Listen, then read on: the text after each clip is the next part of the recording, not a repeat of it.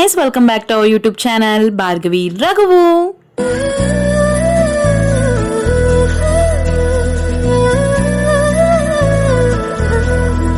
ఈ kunafa chocolate చేయాలా sweet చేయాలని ఆలోచించడానికి సగం టైం పోయింది.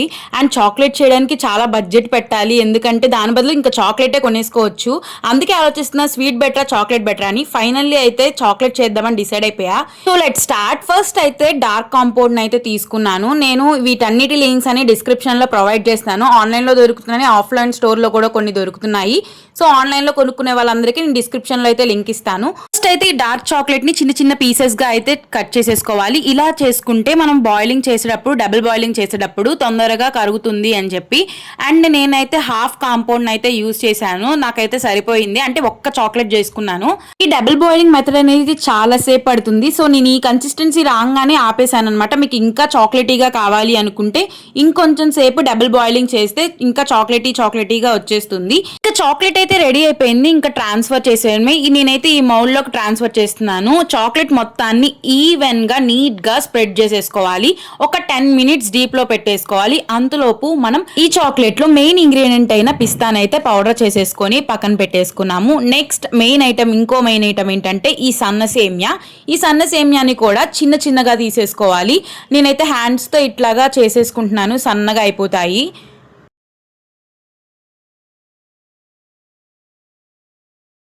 చేసుకున్న సన్న సేమియాని పక్కన పెట్టుకొని ఒక ప్యాన్ అయితే తీసుకొని దాంట్లో కొంచెం బటర్ అయితే యాడ్ చేసుకోవాలి. బటర్ కరిగిన తర్వాత మనం పక్కన పెట్టుకున్న సేమియా ఉంది కదా, కొంచెం సేపు అయితే రోస్ట్ చేసుకోవాలి. లైట్ గా కలర్ చేంజ్ అయ్యేంత వరకు. అలా అని చెప్పి మాడ్ చేయకండి, టేస్ట్ అంతా మారిపోతుంది. సో కొంచెం రోస్ట్ చేసుకున్న తర్వాత అయితే ఈ సన్న సేమియాని మనం ఒక ప్లేట్ లోకి అయితే తీసేసుకోవాలి. దాంట్లో మనం మిక్స్ చేసుకున్న పిస్తా పౌడర్ ఉంటుంది కదా, సో దాన్ని మొత్తాన్ని యాడ్ చేసేసుకోవాలి. ఈ సేమియా అండ్ పిస్తాతో పాటు దీంట్లో ఇంకో ఇంగ్రీడియంట్ అయితే యాడ్ చేయాలి. అదే మిల్క్ మేడ్ వాళ్ళ కండెన్స్డ్ మిల్క్. సో ఈ కండెన్స్డ్ మిల్క్ యాడ్ చేయడం వల్ల దీంట్లో ఒక స్వీట్నెస్ అనేది యాడ్ అవుతుంది. అండ్ మిక్స్ చేసుకోవడానికి మనం ఇంకేమి ఉపయోగించకసరం లేదు. ఈ కండెన్స్డ్ మిల్క్ అయితే వేసేసుకొని కొంచెం మిక్స్ చేసుకుంటూ, మధ్యలో ఏమన్నా మీకు గట్టిగా అనిపిస్తే మీరు కొంచెం కండెన్స్డ్ మిల్క్ యాడ్ చేసుకుంటూ మిక్స్ చేసుకుంటూ రావాలి.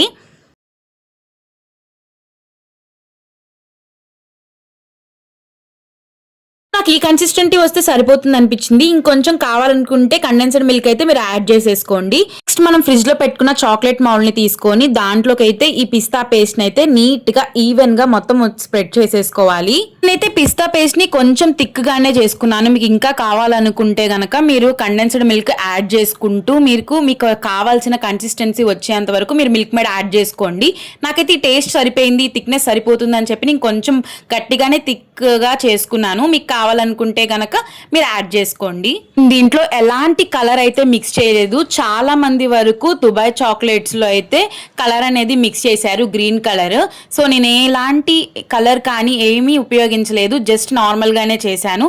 మీకు కలర్ కావాలనుకుంటే యాడ్ చేసుకోండి. పిస్తా పేస్ట్ అయితే రెడీ చేసేసాము. నెక్స్ట్ దానిపైన అయితే చాక్లెట్ స్ప్రెడ్ చేసుకోవాలి. నేను మళ్ళీ ఇంకోసారి ఇది చేసేలోపు నా చాక్లెట్ కొంచెం గట్టి పడిపోయింది. మళ్ళీ నేను కరగబెట్టడం నాకు బద్ధకం వేసి నేను ఏం చేశానంటే సేమ్ పేస్ట్ ని అలాగే వేసేసాను అనమాట. సో మీకు కావాలనుకుంటే మళ్ళీ ఒక్కసారి డబుల్ బాయిలింగ్ చేసుకొని దాని తర్వాత ఈవెన్ గా స్ప్రెడ్ చేసుకోండి. ముందే చెప్పాను కదా, మీకు కనుక చాలా తిక్కిగా థిన్ గా కావాలనుకుంటే చాక్లెట్ ని మీరు ఎక్కువసేపు బాయిల్ చేసుకుంటే సరిపోతుంది. చాక్లెట్ మొత్తాన్ని అసలు మనం గ్రీన్ పేస్ట్ అనేది కనపడకుండా ఈవెన్ గా మొత్తం స్ప్రెడ్ చేసేసుకోండి. అండ్ మౌల్డ్ మొత్తం నిండిపోవాలన్నమాట. అట్లాగా చాక్లెట్ మొత్తాన్ని స్ప్రెడ్ చేసుకొని నీట్ గా ట్యాప్ చేసుకోండి. చాక్లెట్ తో నిండిపోయిన మౌల్డ్ ని తీసుకెళ్లి నీట్ గా ఫ్రిడ్జ్ లో అయితే పెట్టేయండి.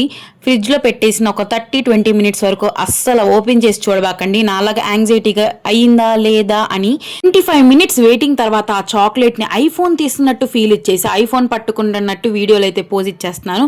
నెక్స్ట్ ఇప్పుడైతే టేస్టింగ్ టైం అనమాట. నేనైతే కరెక్ట్ గా చాక్లెట్ ని హాఫ్ గా డివైడ్ చేస్తున్నా, బికాజ్ మా ఇంట్లో అందరికి సమానంగా కావాలని చెప్పి. ఎందుకంటే ఒక్క బైట్ కూడా నన్ను ఎక్స్ట్రా తిననివ్వరు.